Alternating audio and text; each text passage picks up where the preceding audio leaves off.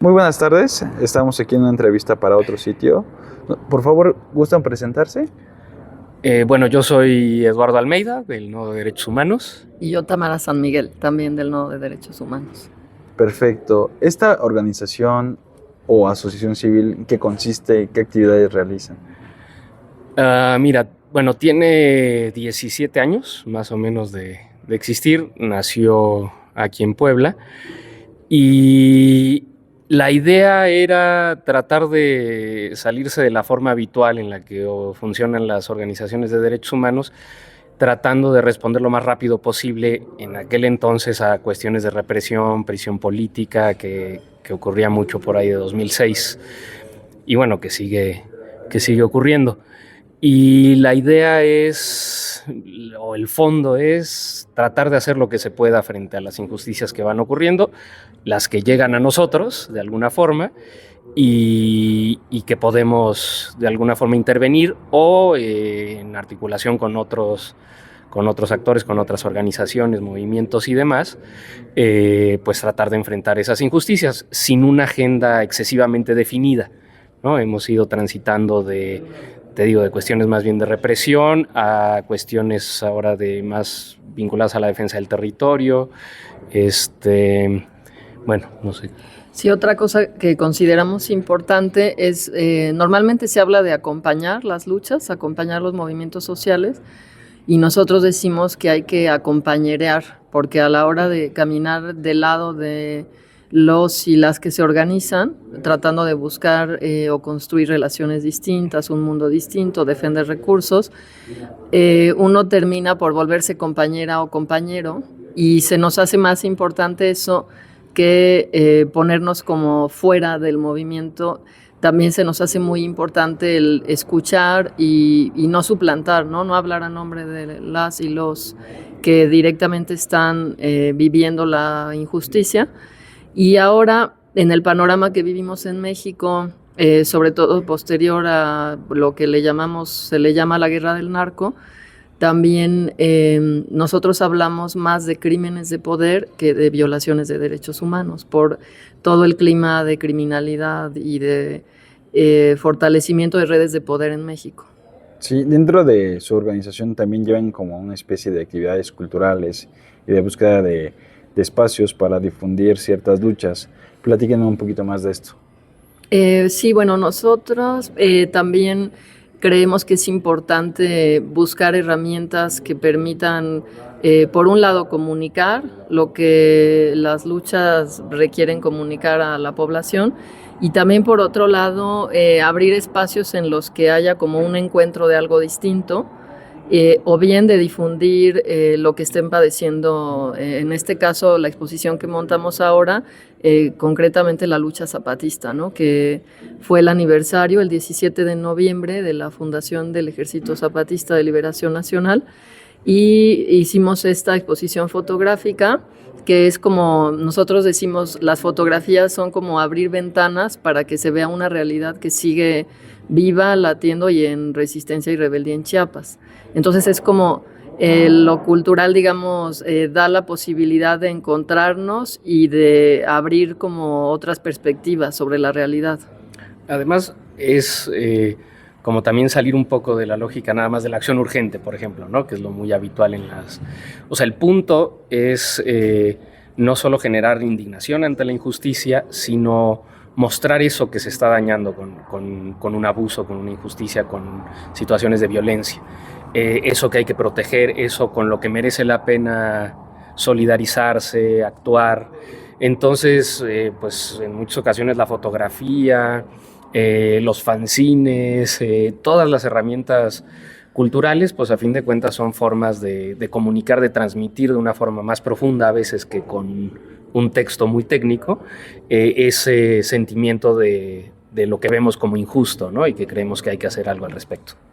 Sí, claro. Y en comparativa, por ejemplo, con otros años dentro de la vida pública de México, ¿ustedes cómo perciben el avance de los derechos humanos, de la conquista también de estos espacios durante los últimos 6 años? ¿Creen que ha habido retrocesos? ¿Creen que ha habido avances, sobre todo aquí en Puebla, que pues Puebla es una de las grandes ciudades del país, también es un corredor migratorio muy importante donde pues puede llegar a haber atentados en contra de derechos de personas migrantes. También se han presentado casos de violencia muy, muy graves en contra de mujeres, por ejemplo. ¿Ustedes cómo perciben esto como una organización que lleva mucho tiempo?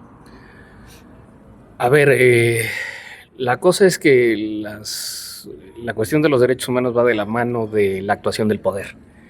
Y eso no ha cambiado mucho en los últimos 6, 12, 100, 200 años. Es decir, sigue habiendo unas estructuras, por ejemplo, en Puebla, unas estructuras caciquiles profundamente arraigadas, que cometen abusos terribles, abusos que se han normalizado, porque se ha vuelto normal a lo largo de muchísimos años.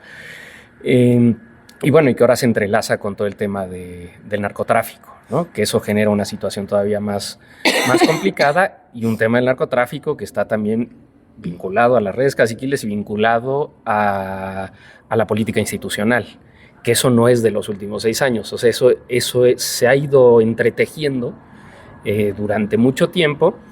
Entonces los resultados son, tal vez varía la población afectada, ¿no? Pero los abusos son constantes, es decir, es parte un poco de la naturaleza del Estado violar los derechos de los ciudadanos, porque siempre se prioriza una población, una política, una perspectiva de desarrollo. Entonces, bueno, por ejemplo, en poblaciones indígenas, pues la situación no es muy distinta, ¿no? Los proyectos que se querían echar a andar con Fox, pues se siguen echando a andar. Los proyectos que se querían echar a andar con Salinas se siguen echando a andar. Entonces no hay un cambio, porque no se han transformado las estructuras profundas de poder que favorecen esas violencias, ¿no? Y ese clima de impunidad frente a las injusticias. También un aspecto que hace que sea muy difícil decir, no solo difícil, sino que complejice hablar de una verdadera transformación, es la cuestión de dos elementos. Por un lado, el pacto, pues sí, el pacto de impunidad que se siguió, como de por sí pasaba, sexenio tras sexenio, el pacto de impunidad sobre las Fuerzas Armadas y la militarización que estamos viviendo. No podemos cerrar los ojos ante esta creciente militarización, y es muy importante decir que desde la guerra de Calderón quedó muy claro que la presencia del ejército en las calles implicaba graves violaciones de derechos humanos, y también el haber, durante el periodo de Calderón, el haber ejecutado una guerra tan extendida como lo hicieron y en la que se normalizara tanto la crueldad, lo que terminó por hacer fue configurar un estado criminal, ¿no? Y nosotros creemos que en México se sigue perpetuando ese estado criminal porque el no investigar a fondo casos como por ejemplo el de Ayotzinapa, en el que estaban involucradas las Fuerzas Armadas, el seguir poniendo al ejército en las calles, que hasta hace poco ha habido muchos ataques a la población como daño colateral. Todo eso nos pone muy difícil hablar de una verdadera transformación, y creemos que, por el contrario, la violencia se está generalizando, se está normalizando y se está multiplicando, que es lo que vemos en las cifras de feminicidios, ¿no? Lo que dice la cifra de los 10 feminicidios al día es grave, y la cuestión de la generalización de la desaparición forzada también demuestra esta crisis humana tan profunda que tenemos en México y que seguimos padeciendo. Claro. Y bueno, y por último, para cerrar esta pequeña entrevista, digo, últimamente los jóvenes, sobre todo, a través de los diferentes medios de comunicación que se han vuelto cada vez más abiertos, como las redes sociales, cada vez hacen o ejercen sus derechos para combatir pues violaciones sistemáticas, ¿no? Desde temas de desigualdad hasta ejercimiento de violencia por parte tanto del Estado como de diversas autoridades, ¿no? Hasta sectores privados en temas laborales, etcétera, ¿no? ¿Cuál sería como un mensaje desde su experiencia y desde su recorrido ya de más de 17 años hacia esos jóvenes que pues buscan de alguna manera impulsar ese convencimiento para empezar a sí mismos y hacia los demás de defender sus derechos en cualquier ámbito? Pues yo creo que cada vez más Hay una cosa que es muy importante mencionar, hablando de jóvenes y de niñez, que finalmente son los que próximamente serán jóvenes, que es la cuestión del calentamiento global, del colapso que se está hablando ahora a nivel planetario. Y creo que la cuestión del futuro en ese contexto es muy importante, ¿no? Cómo con esta realidad tan tremenda que vivimos, que ya no sabemos si va a haber un mañana, la perspectiva de futuro para los jóvenes, las jóvenes y niños y niñas, es muy pues angustiante, ¿no?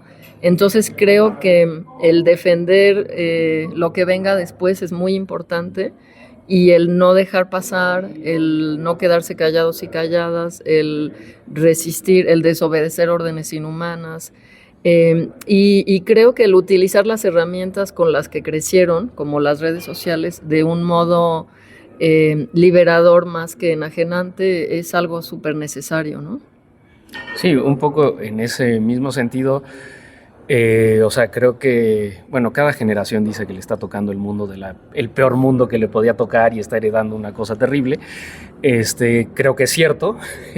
Cada vez creo que la situación ambiental, social, se va volviendo más compleja y con unas violencias más diversas, ¿no? Y no menos profundas unas que otras. Creo que un riesgo es que la violencia, que todo esto que está ocurriendo, todo ese colapso se empieza a volver un entretenimiento, ¿no? Algo que es llamativo, como la siguiente canción de Peso Pluma. Creo que ahí hay un riesgo de que la indignación se convierta en enajenación, y eso creo que es importante combatirlo, porque creo que los jóvenes están teniendo un impulso fuerte ahora, frente a lo que decía Tamara de la crisis climática, de todo lo que ya hablamos de los feminicidios, todas estas cuestiones de inquietud de hacer algo y evitar que, pues, encontrar un horizonte al que puedan todavía caminar.